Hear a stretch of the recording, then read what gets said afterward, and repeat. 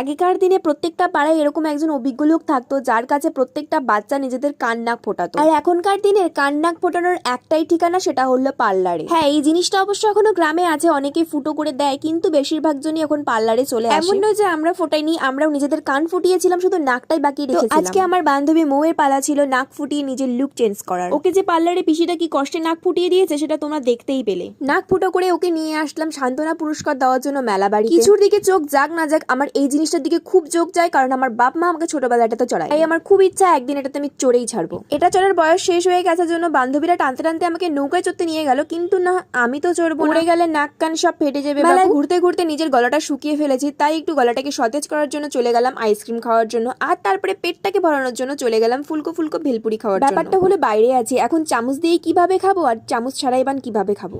এখন ফেরার বেলা বাড়িতে, তো চলো তোমাদের কাছ থেকে এখান থেকে বিদায় নিচ্ছি। তোমরা কিন্তু যেতে যেতে আমার চ্যানেলটি সাবস্ক্রাইব করে দিও।